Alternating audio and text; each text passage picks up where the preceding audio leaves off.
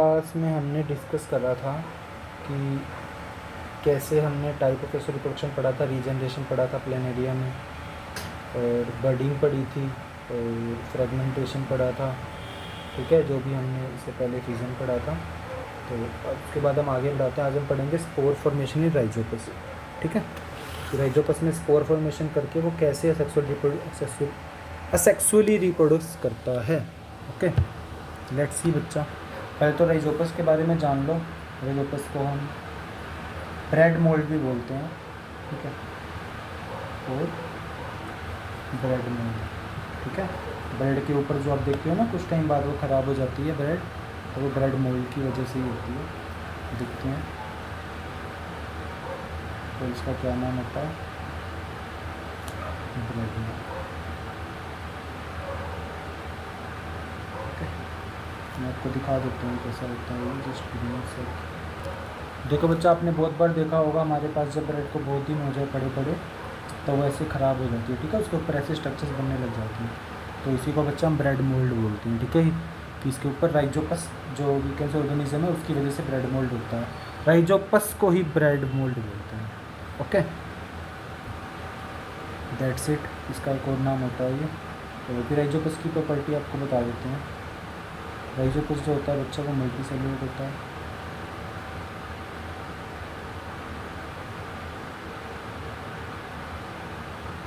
इसके अलावा और ये मल्टी सेलुलर फंजाई होती है। अगर फंजाई होती है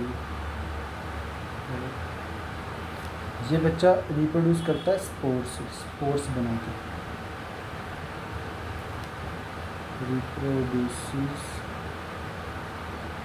बाय स्पोर्स। ठीक है, स्पोर्स क्या होते हैं? पढ़ने वाले हैं। ठीक है, देखो बच्चा क्या होता है, इसका स्ट्रक्चर दिखाता हूँ आपको, फिर आपको समझ आएगा अच्छे से।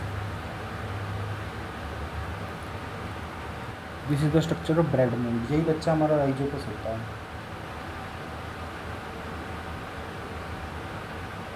ओके, दिखता ऐसा है। आपको दिख रहा होगा कि इसके रूट्स हैं। देखो ये दिखता ऐसे है, पर आपको दिख रहा होगा ना कि इसके रूट्स टाइप में। ऐसा कुछ नहीं होता है बच्चे, जब आप इसको माइक्रोस्कोपिक लेवल पे देखते हो ना, तो इस तरीके का स्ट्रक्चर दिखता है।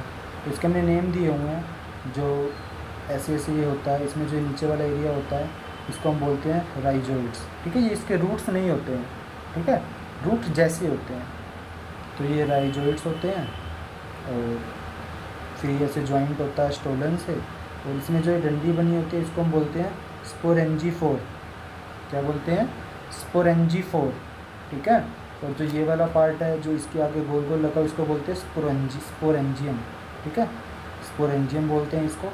और बच्चा स्पोरेंजियम के अंदर जो आपको छोटे छोटे डॉट्स दिख रहे हैं ना, है ना, इसी को हम बोलते हैं स्पोर्स। ठीक है, तो स्पोर्स ये क्या होती है? स्पोर्स। ठीक है बच्चा, अब होता क्या है,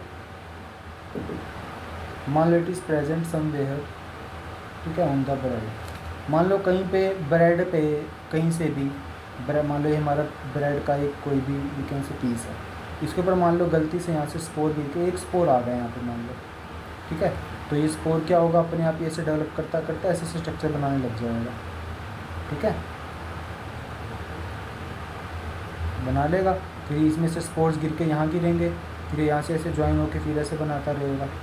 ठीक है, तो ऐसे करते करते बच्चा सेक्सुअली रिप्रोड्यूस कर लेता है। तो this is called spore formation in Rhizopus. ठीक है, आपको ध्यान रखना है। ठीक है, और एनसीईआरटी में वैसे लिखा हुआ बच्चा, जो ये वाला स्ट्रक्चर है ना, ये जो गोला से दिख रहा है आपको, गुब्बारा सा, इसमें लिखा हुआ एनसीईआरटी में ग्लोब लाइक स्ट्रक्चर। ठीक है, इसी को बोलते हैं ग्लोब लाइक स्ट्रक्चर। ग्लोब, जो ग्लोब लाइक स्ट्रक्चर होता है इसी को क्या नाम होता है? स्पोरेंजियम।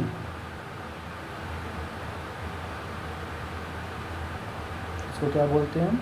स्पोरेंजियम।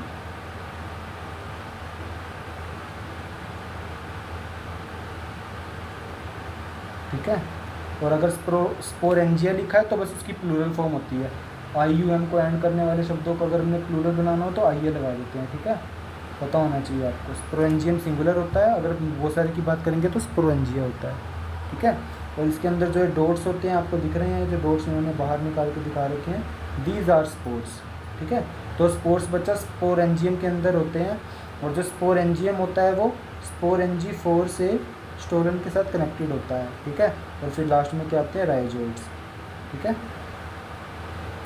वैसे नेमिंग है जो आपको ध्यान रखना है, ओके। बस राइजोपस के अंदर आपको पता चल गया जो रिप्रोडक्टिव सेल्स होते हैं वो कौन से होते हैं। एक्चुअली स्पोर्ट्स में बच्चा सेल्स ही होते हैं, ठीक है।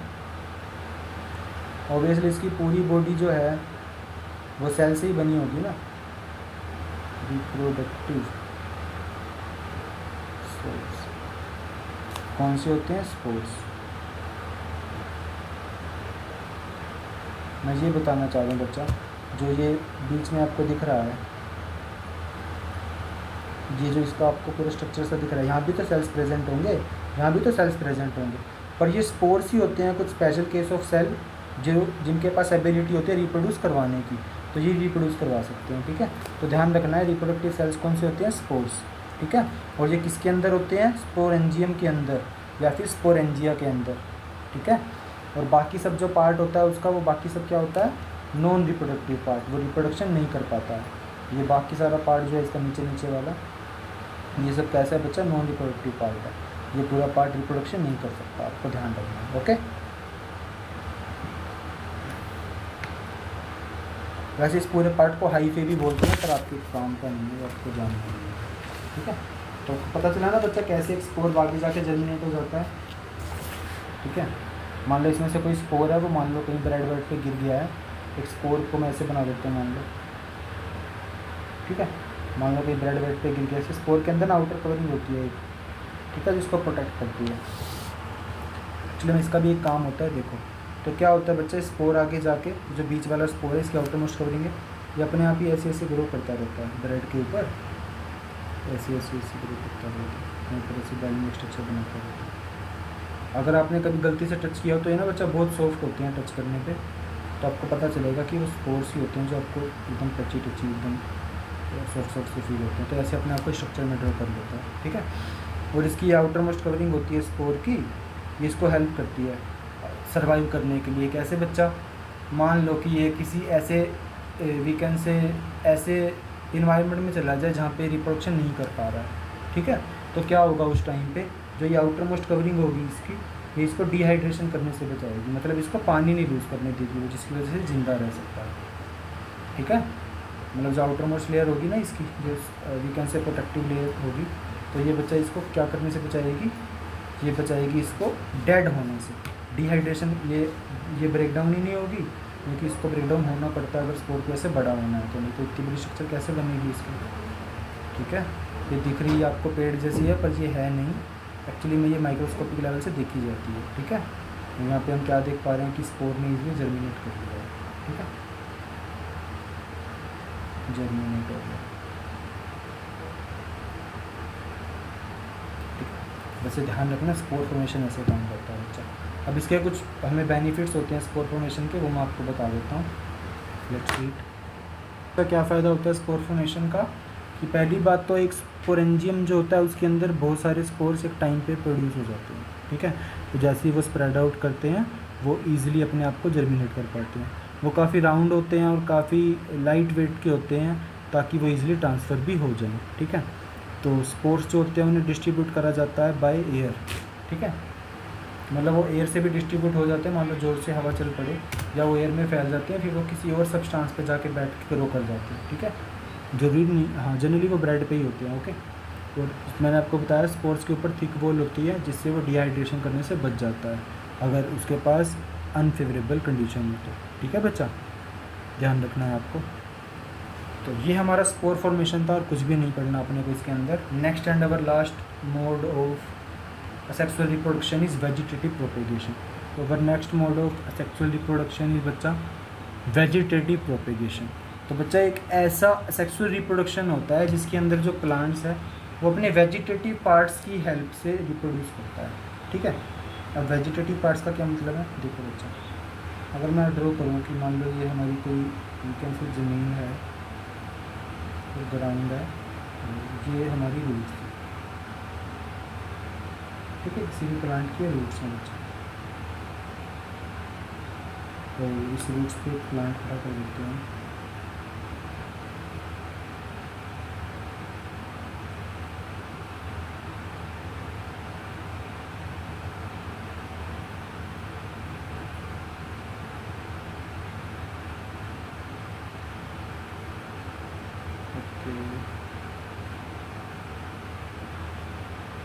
मान लो बच्चा इस प्लांट पे ये फूल उगा हुआ है, और जो उसकी थोड़ी सी पत्तियों की जो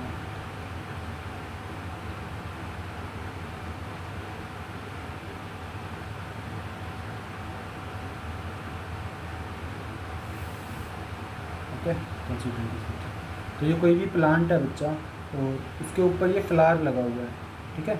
अब आपको पता है ना, जनरली प्लांट में जो फ्लावर्स होते हैं वही रिप्रोडक्शन करते हैं, है ना। आपने पढ़ा होगा प्लांट्स के अंदर क्या फॉर्मेशन होती है रिप्रोडक्शन करने के लिए, कि जो रिप्रोडक्शन होता है वो जनरली प्लांट के अंदर सेक्सुअली जब होता है तो वो कहाँ होता है, फ्लावर के अंदर होता है, क्योंकि फ्लावर के अंदर ही मेल और फीमेल पार्ट होता है प्लांट का प्रेजेंट, ठीक है। मेल पार्ट से जो वीकन से पोलन ग्रेन्स होते हैं वो फीमेल पार्ट पे ट्रांसफ़र हो जाते हैं और फिर वो रिप्रोड्यूस कर लेते हैं फ्लावर्स के थ्रू। पर वेजिटेटिव पार्ट का क्या मतलब है, देखो बच्चा, ये तो पार्ट हो गया वीकन से सेक्सुअली रिप्रोडक्शन वाला पार्ट, ठीक है। एक्चुअली में पार्ट्स के प्लांट्स के दो पार्ट होते हैं, एक तो जो सेक्सुअली रिप्रोड्यूस करता है और एक जो असेक्सुअल रिप्रोडक्शन करता है। जैसे अगर हम ये वाले पूरे पार्ट की बात करेंगे, हम रूट की भी बात कर सकते हैं, ठीक है।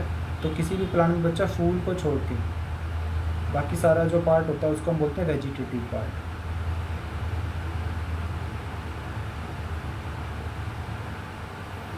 ठीक है। तो जो प्लांट्स होते हैं बच्चा जनरली वो सारे के सारे सेक्सुअली भी रिप्रोड्यूस करते हैं, असेक्सुअली भी, ठीक है। सेक्सुअली उन्हें करना हो तो वो फूल की हेल्प से करते हैं, और बचा हुआ पार्ट सारा का सारा वेजिटेटिव पार्ट होता है जहाँ से वो करते हैं, ठीक है। अब इसके अंदर क्या क्या आ जाता है बच्चा, इसके अंदर वो रूट से कर सकते हैं रिप्रोड्यूस, है ना। रूट के अलावा वो लीफ से कर सकते हैं, और लीफ के अलावा उनका जो स्टेम होता है, स्टेम से भी रिप्रोडक्शन कर सकते हैं। कैसे कर सकते हैं अभी आपको समझ आ जाएगा, ठीक है। ध्यान देना है आपको, ये वाला प्लांट का रिप्रोडक्टिव पार्ट होता है, ठीक है, जो रिप्रोडक्शन करता है कैसे, सेक्सुअल रिप्रोडक्शन में, और ये वाले उस टाइम पे इस वाले पूरे पार्ट का कोई रोल नहीं होता है, और जब ये अपना काम करता है तो उस टाइम पे फूल वाले पार्ट का कोई रोल नहीं होता है, बस आपको ध्यान रखना है, ओके। नाउ लेट्स सी कैसे करते हैं बच्चा। तो वेजिटेटिव प्रोपेगेशन ना दो तरीके से होता है, मैं आपको बता देता हूँ। जो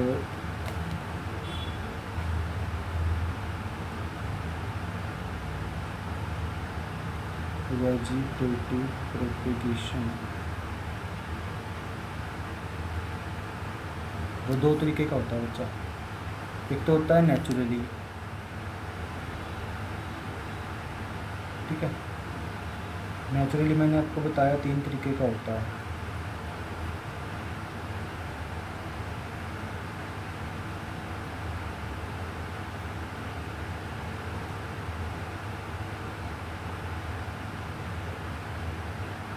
नेचुरली 3 तरीके का होता है, या तो वो हो सकता है बच्चा रूट से, या वो हो सकता है स्टेम से, या वो हो सकता है लीव से, है ना। और दूसरा होता है आर्टिफिशली। आर्टिफिशली हमारे सिलेबस का पार्ट नहीं है, तो फिर मैं आपको बता देता हूँ। आर्टिफिशली 3 तरीके से होता है बच्चा। एक होता है कटिंग, ठीक है। एक आई थिंक ट्विस्टिंग होता है, cutting sorry layering, twisting, cutting, layering. Third होता है बच्चा ड्राफ्टिंग, ग्राफ्टिंग,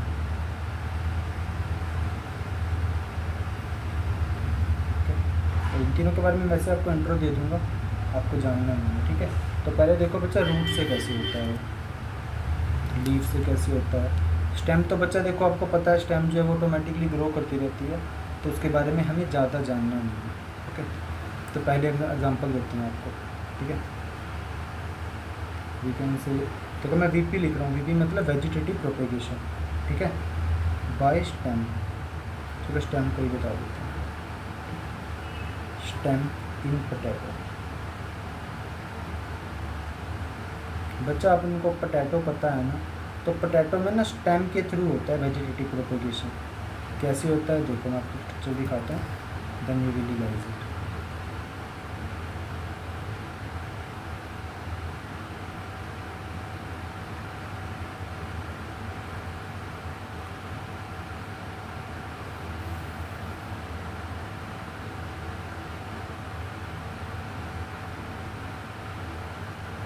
तो ये भी काइंड ऑफ बर्डिंग ही करता है, हम बोल सकते हैं इसको, ठीक है, पर काइंड ऑफ है ना।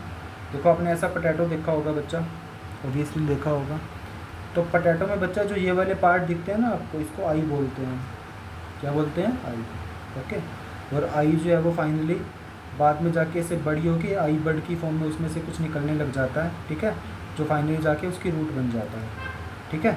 एक्चुअली में जो पोटैटो होता है ना वो स्टेम होता है, आपको ध्यान रखना है। ये कि एक्चुअली में कोई जैसे बोलते हैं ना कि हम प्लांट का कौन सा पार्ट खाते हैं, ठीक है, तो आपको ध्यान रखना है ये स्टेम होती है। और ये जो स्टेम होती है ना, इसकी खास बात क्या है, जो पोटैटो होता है एक अंडरग्राउंड स्टेम होता है, ठीक है।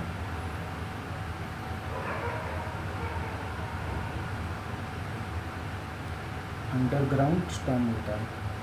आप कभी अगर मार्केट में गए हो आलू खरीदने, तो बच्चा आप देखो कि उसमें मिट्टी मिट्टी लगी होती है हमेशा। वो क्यों होती है? क्योंकि उगता ज़मीन के नीचे है, पर ये प्लांट के स्टेम वाले पार्ट से उगता है, ठीक है। तो आलू बच्चा वेजिटेटिव प्रोपेगेट कैसे करता है? देखो, इसकी आई होती है, आई में से धीरे धीरे बड़े बड़े क्या होता है, इससे निकलने लगता है, ठीक है। इसको रूट मत बोलो आप, इसको आप बोल दो, वी कैन से इसको आई बर्ड बोल सकते हैं, ठीक है। ये जो आई है ये आगे बड़ी होकर आई बर्ड बन गई, मैं लिख देता हूँ यहाँ पर, इट बिकम आई बर्ड, ठीक है। और बच्चा ये डेवलप होते होते अपने आप में ये एक नया प्लांट बन जाता है, ठीक है, आलू का ही, ओके। तो ध्यान रखना। जैसे बच्चा, हाँ एक चीज़ और ध्यान रखो, जैसे बच्चा स्टेम हो रहा है ना पोटैटो में, ऐसे स्वीट पोटैटो होता है। स्वीट पोटैटो जिसको क्या बोलते हैं हम? शकरकंदी, ठीक है, वो भी आलू ही होता है, बस स्वीट बोलते हैं उसको। तो बच्चा वो सेम काम करता है रूट के थ्रू, ठीक है। वो एक्चुअली में एक रूट होता है, ठीक है। देखो एक पोटैटो की दो ही किस्में हो गई, समझे।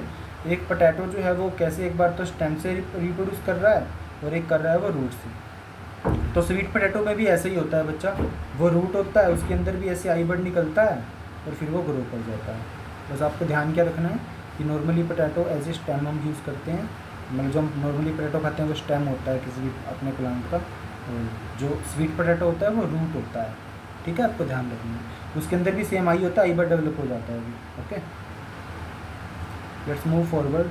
हम अनदर पार्ट उठा रहे थे इसका, वेजिटेटिव प्रोपेगेशन इन लीफ, ठीक है, वेजिटेटिव प्रोपेगेशन बाय लीफ, जब पत्ता कटता है। और ये कौन सा पत्ता होता है बच्चा? बायरोफिलम होता है, सॉरी ब्रायोफिलम होता है बच्चा, ब्रायोफिलम नहीं बोलते, ब्रायोफाइलम।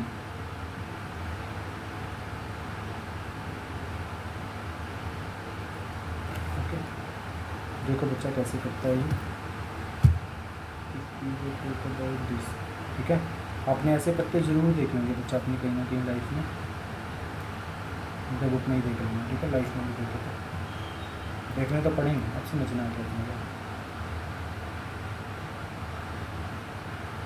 ये भी काइंड ऑफ बर्डिंग ही करता है, but not the birding like हाइड्रा या इस जैसे करता है, ठीक है, थोड़ी सी लगती है।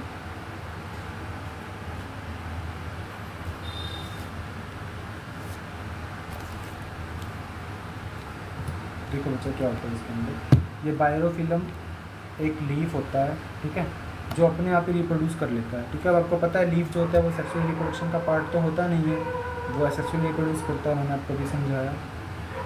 तो क्या करता है बच्चा, ये जो प्लांट है ना एक्चुअली इसकी शेप ऐसी होती है, ऐसी नहीं होती, ऐसी,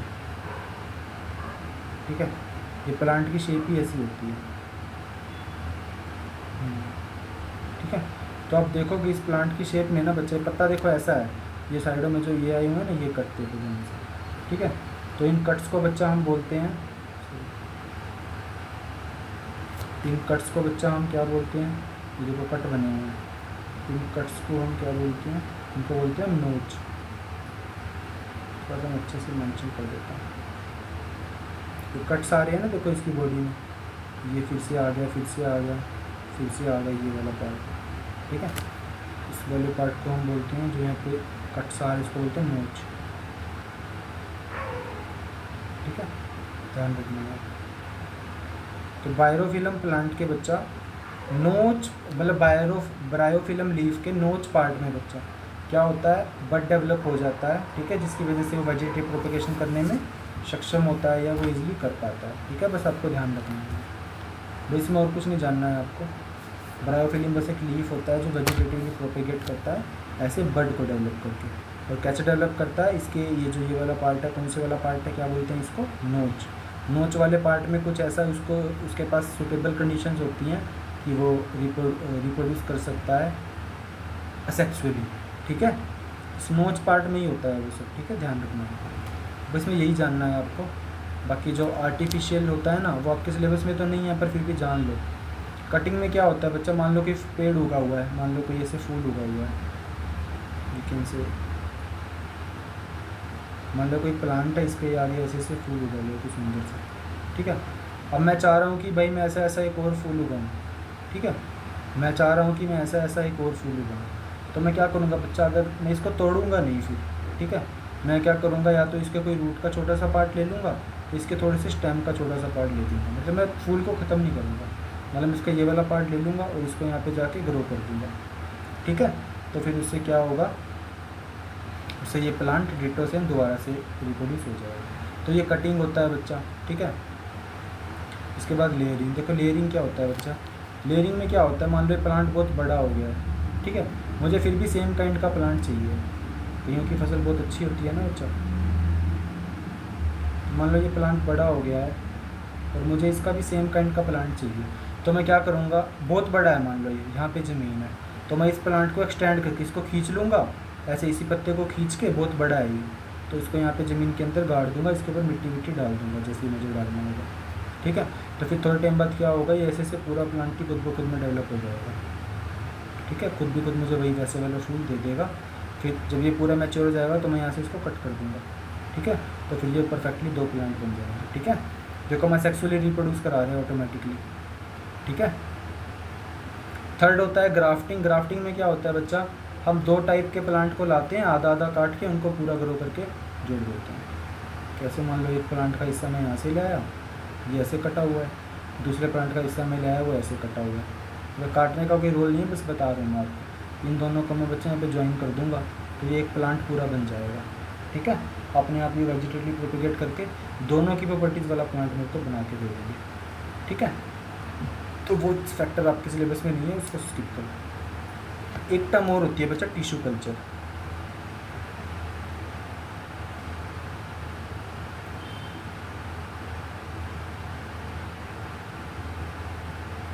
टिश्यू कल्चर के बारे में आपको ये जानना है।